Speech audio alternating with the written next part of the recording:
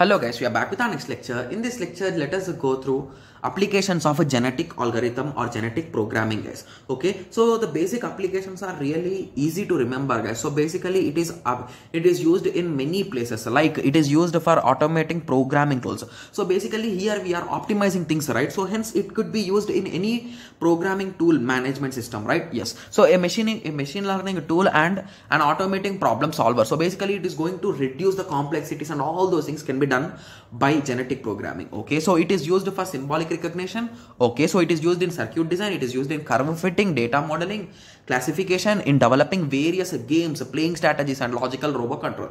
Okay, so genetic programming can also be used in controlling the robot, guys. Okay, yes, because it is learning from things, right? So based on the mistakes that it is doing, so assume that you created a Pac-Man game which is having some relation in between levels.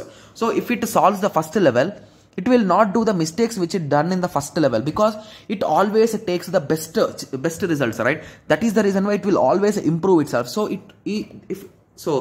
genetic programming will also help in game strategy development and all those things, guys. Okay, yes, so I hope everyone got some basic idea about all the concepts, right? Yes, so now we are almost done with the genetic programming, guys. So now we will be moving on to ensemble learning. Okay, so in the next lecture we'll be discussing about the definition of ensemble learning.